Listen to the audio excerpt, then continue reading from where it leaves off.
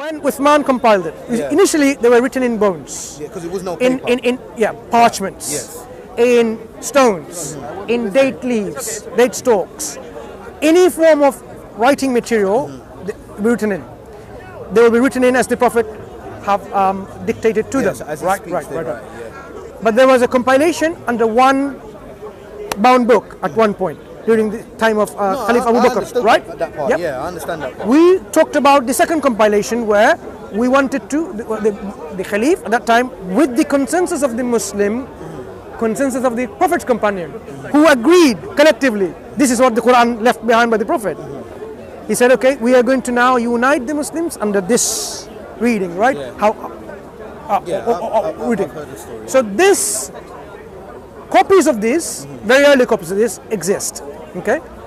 When you say the very originals, yeah, like the one that was written on the bone, for example. yeah, some of them survive in museums. I mean, but maybe not be the originals. Might be much later on. Yeah. I know someone in a book called Short Introduction to the Quran by Michael Cook. He's one of the Orientalists. He gave us an example of a picture of how the Quran was transcribed in a bone and a picture of Surah Al-Fatiha. But how early it goes, I don't know, because I don't remember the exact dating of this. Okay. But when you say some of them, is some of them missing? So what happened was, when all of this was compiled, I mean, this needs a real detailed explanation, because otherwise, when I give you a whole jigsaw and some missings, you might not get the full picture, right? I'm only giving you parts of the picture. Fair enough.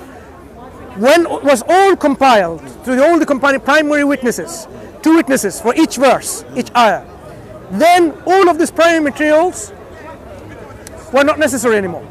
Okay? Yeah. So when it was standardized in this reading, it was all got rid of, destroyed. So the original, it was recited, for him to and transcribed, and then from the and retranscribed. They've now written it down onto the bones. No, not memorized. From the written material, it was retranscribed collectively with the consensus of the Muslim community. The original scripture that was written on the bones was then written on paper. Yeah. Is that what you mean? There are 2 versions of the history. Okay, one is the second compilation also happened where the Khalif made this edict: whoever has the Quran that was written down directly in the presence of the Prophet, come along and produce 2 witnesses that you've heard this. So they all brought down, and then it was all written down. But the one who was in the process of writing was ordered, whenever you disagree with the writing because of the dialect, write it down in the dialect of the Quraysh, okay? Not the dialect of other, for example. So there are people from Medina, the 3 scribes, and there are one from within the Qurayshi. So write it down within this particular dialect, if you want to call it. So it was transcribed. So the transcription happened from the original materials, and then it was checked with the companions who had them recited, and everyone agreed this is it. So once you now have a rewritten transcription from the original writers, authors, or the original scribes who wrote them, and retranscribed, it's still the original, because still this is original. I get that, but forgive me if this is a difficult question, but like, it's been written on the bones because at that time there was no paper.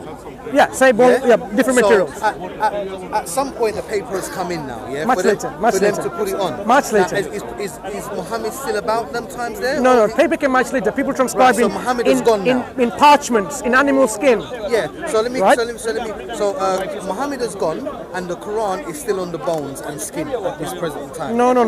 Quran was compiled in every different materials they had. Yeah. Okay. They had all the materials, and in their hearts. And then the Prophet passed away, and it was still on the original, was recited that people have remembered, and also that was written would be on the bones. The writing material was still there. Yeah, the writing material. Everything that they had was there.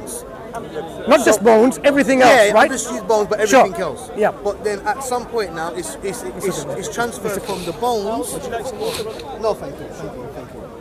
It's gone from the bones to the paper. Yeah. Now, how long ago was it that it went from the bones to the paper? Okay. So we are talking about from the time of the Prophet to the first Caliph. First Khalif, his Caliphate was about 2 years or something, I can't remember exactly. Is it 2 years of Caliphate of Abu Bakr radiallahu anh? And then the second Khalif, the second compilation, is about 10, 12 years. Okay, so we're talking about this period. Within this period, the companions of the Prophet who wrote them, they were alive. They were consulted, they came together, and they rewrote it and retranscribed it. So there is no risk of the Quran being lost in transcription, or in translation, as they say, lost in translation. Because now you have the original recipients who transcribed it, are the ones who have produced it again to retranscribe it. And it was retranscribed and read it aloud to them, so that they know this is it. From this master copy was made multiple copies, which was then disseminated within the Muslim provinces. But wouldn't the original still be considered the original? I know you're saying that there's parts of it in museums. When you say original, like remember, when these were written, let me give you an example, right? Because at one point, all of the bones and skin and everything that was written on, it would have come to one place, and then they would have written it again. Yeah. So at the time, it wasn't split about all over the place, was it? Like you see, like the Quran. Obviously, they knew it ritual, but they also would have written it down on the bones. Look, this is one of the very, very earliest transcription of the Quran. It's most on the bone or paper? No, on parchment. No, people didn't just write on bone; they also wrote on parchments as well, right? Those who were able to, who had. So you can't just focus on bones because there are other materials. No, yeah, sorry. So, I didn't mean like that. So now this is something. Is this in the time of the paper or non-paper? Before the paper. This is before the paper. Before the paper, exactly. Before the paper. So now this is considered to be even the time before the compilation. Yeah. Done to standardize the Quran in this particular way that Uthman did. So this is a Quran that was a parchment that was washed away and rewritten over it. When you say washed away, what do you because mean? Parchment was very expensive. You have to kill so many animals to produce this kind of leather to write on it. Yes. To make one mushaf, how many animals do you have to kill? 30, 50, 100, I don't know. You have to be very rich, right, to even buy this. Yeah. So they would reuse it, okay, if necessary. So this one was reused. So what we now have technology with ultraviolet lightning or whatever they're using to go and read the undertext. And you can see the undertext here. They finish this one chapter and then he writes it. Because every surah, apart from one surah, starts with Bismillah ar-Rahman ar-Rahim. Okay? So he writes Bismillah ar-Rahman ar-Rahim and then crosses off and says La taqul Bismillah and then start the surah. Do not say Bismillah within the same text. So if this was left, as I mentioned earlier on, and people used and reused to transcribe it, there is a risk that people will consider this part of the Quran. So what Uthman radiallahu anhu did, when he compiled under a bound copy for dissemination to the whole of the Muslim provinces everywhere for public consumption, none of these will be present. No commentaries of your personal copies that you made, none of this will be present. Totally, the only thing will be the Quranic ayah and the Quranic surah, beginning to end. This would not be included. So this was not necessary. So that's why he issued saying once this is all done and all agreed upon, that now we have the Quran as the Prophet left behind, everything else should be destroyed. That sounds a bit suspicious though. Hang on. If it wasn't destroyed, no, but do you understand what I mean though? How is it suspicious? Tell me. Well, because I mean, suspicious. If I've got the original copy, of this video, yeah, and I make a copy, there's no reason for me to deliberately destroy the original copy. Take my example. I've just got the copy, just in case I lose the original. What you didn't include is this example. People were writing within the material that they have their own commentaries, because remember, these people are the first revelation of the Quran. They are witnessing revelation coming down to the Prophet, and they wanted to ask the Prophet, what does it mean? And they understood it, they would write it down. They're writing down even within the text itself, because they know that when they read the Quran, they're not going to make a mistake. But someone else They don't know the intention of writing this. It's possible for, like, if I were to read it today, I would say this is part of the Quran, right? Yeah. Exactly. They knew. So if that was left behind, there is always this risk. People will consider this as part of the Quran. So what Uthman did, the same people who wrote this, the same people who got the transcribing process collectively together, and they agreed. So it is not about like making a copy of a copy and something different. No, it is now making another original copy in agreement, in consensus of what the Quran is, and destroying these things which might confuse some people later on. No, but That's I mean, why. wasn't the final word protected by God? That's how it's been protected. Yeah, so therefore you don't need to destroy the No. original. It's not about leaving. You see, God told us the way we have reliance on Him. One of the examples that the scholars would give, for example, suppose now you've got your horse or your camel, right, whatever, you're there and you want to now have a nap underneath a tree. And you just bought this horse, right, or this camel, so expensive, and you've gone there somewhere, right, in a desert or in a particular area. Now, if you go to a nap without tying your camel, and you find your camel, your horse gone, are you going to blame God or are you going to blame you? God, our Prophet taught us that having reliance on God in such a way that make your own effort. Tie the camel or the horse, so when you have a nap, you'll have a peace of mind. When you wake up, it's still there because you've made the effort. So these efforts are there, even though if none of these were done, Allah will still protect it as He promised. But we have to make this effort because the responsibility also is there to know that there is a risk of some people falling into this confusion. I mean, I'm not saying that this is what happened, but in most cases, if I have something that I don't want you to know about, and I have the evidence of it, and I want to teach you something different, then I would destroy the original evidence. I'm not saying it happened in your situation. You see, again, but you're conflating the issues. If the compilation was done, which was then made into mass copies and distributed by one man, one person, without consulting the initial recipients, the companions, then you have a suspicion saying, has he done it right? Yeah. Has he done it correctly? Yeah. He could have just changed something here and there. But this is not exactly what happened. What has happened is the same recipients who wrote the Quran consulted and approved.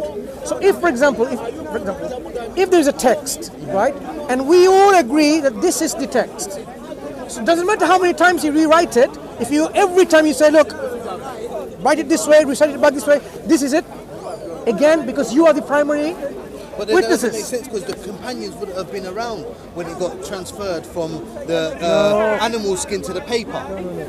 When it was transcribed, as I said, from the second of the narrations, Yeah, I remember. companions were called again. Okay, there's one lesser known narration, where they're all asked to submit your authentic, primary, first-hand material that you transcribed directly in the presence of the Prophet. So they came along, and the witness came along. Says, okay, this is what was transcribed, I testify. So you have the primary material again in the process. Imagine now this happened the second time and the third time, fourth time. What's happening? Every time you have the primary documents. The documents are primary, witnesses are primary. So the trust, the reliability, the authenticity. The authenticity, strength does not diminish at all. Because when we talk about the authenticity and reliability and strength of witnesses and documentation, this is of the highest standard. If it wasn't, it's not hope. Well, we have to No, hope. it's not hope. We know for sure because it's how it was transmitted. For sure, because the original evidence has been destroyed. No, you're saying it again. The original evidence were together and mass transmitted to the Muslims. And not only that, destroy the original evidence of this video. not only this. Look, if I destroy this and he records it, I can still resurrect this back from him, his camera. But the point still remains: are you going to destroy the original? Unless there's something that you're going to alter, for example, and say like the altar is something disrespectful, just for argument's sake, then in order for me now to prove that didn't happen, I'd have to get my hands on the original. Listen. Now what you're going to do is destroy the original, otherwise you've had it. What you didn't appreciate even if I've explained, when they came together to rewrite it under one mushaf, right? From some people had parts of it written, they didn't have all of it. Yeah, okay. Now, from those parts, or from the whole, it's transcribed again properly. This transcription is not such that you'll have any doubt or dispute. This is my point, because there is no room for doubt, dispute, and error in that transcription, because all of them are coming with their primary witnesses and agreeing and testifying and approving. So nothing of that doubt. Said all of them, it would have been like a handful of men. Look, if each verse is testified by two companions, because this is enough sufficient as a witness that this is the Quran. One person brings it, two witnesses. How many witnesses do you need for something? Million? Of course not. So if you have reliable witnesses, trustworthy witnesses, primary witnesses, and now you have this collection from there, we have absolute certainty from them. If it was otherwise, in which, as I said, someone else we don't know who transcribed it, we have no idea where he transcribed it from by himself, in his own room, and transcribed it, and then says, there you go, that's the Quran, copy it in mass numbers. Suspicion. Is it not fair to say that even the person that has transcribed it, the one that you speak of, that he also we have to know his background and how he is as a person. Absolutely, Yeah? And we do. Okay. We do. We have testimony of how honest, of a good memory, and so on about himself. And he was not the only one. There were other scribes also writing. And from them, they are made into other copies and distributed. And this distribution, remember, we're not talking about where it's distributed 500 years later, within the same time. And what we are forgetting in the discussion is the Quran is also preserved in the hearts. Yes. So they have this, and they're reciting. They're reciting audibly in their prayers, in their reading, in their gathering. So whatever has been transcribed, if there was a single error, it would have been picked up immediately. Just like today what happens. The Quran goes through meticulous checks, and if there's one error, it's picked up and it's rejected, right? So because of this, both graphic and oral, meaning written and recite in memory, went hand in hand, the chance of any error coming in is not the case. That's why the primary mode of the Quran is memory and memory, because that guarantees its preservation. Secondary is your writing form. But when you have both hand in hand, you cannot, in fact, Ramadan is coming at the end of this month. Yeah, we're going to fast. What you will witness is most of the countries, including London, in the mosques, the whole of the Quran from beginning to end will be recited in this month.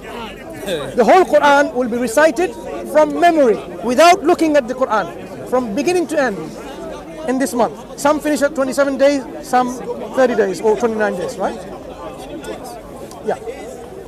So, I invite you to visit one of those mosques. One is Regent's Park. There's a Qatari mosque here there near Hilton or Sheraton in this park road. In Whitechapel Mosque, in Whitechapel, called the East London Mosque. And you will see when the Imam is reciting, we are human, right?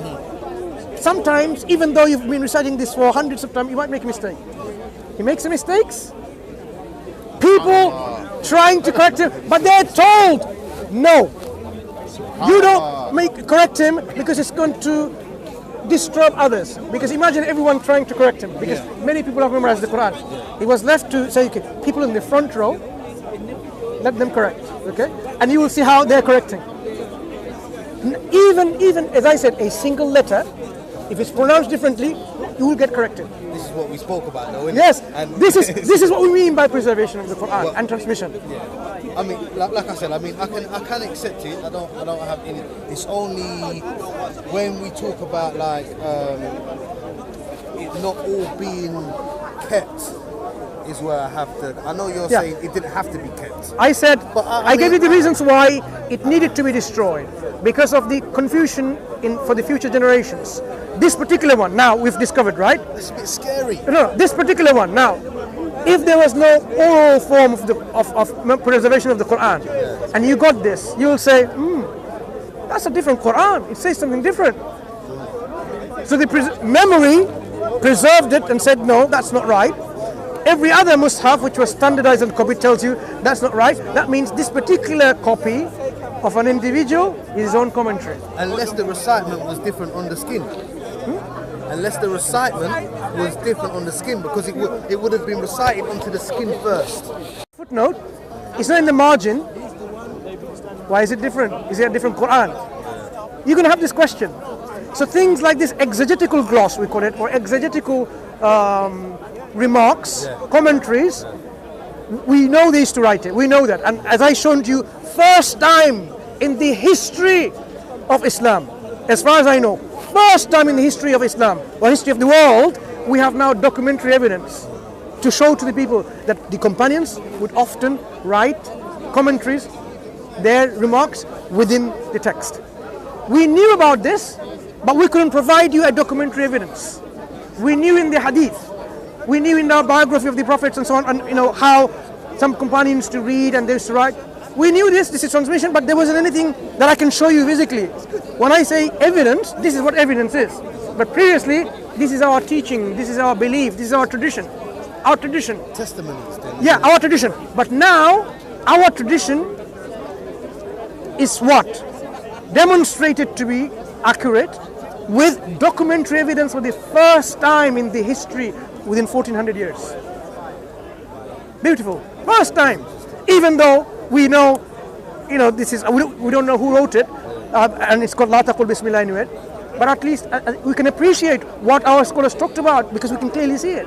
So when we talk about the ahruf, what was destroyed, maybe some of the ahruf people wrote it, who knows in what form they wrote with their commentaries.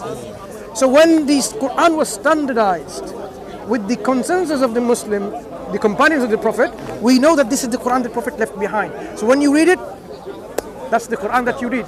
We have certainty. So that's why Muslims are certain about the Quran that is being transmitted to us. You know what, I've really got to go to I've enjoyed it though. Take care. I've enjoyed it. Take care, man. We're learning out here, Of course. 100%, yeah? Cool. Nice talking to you. You take care. Take care, bro.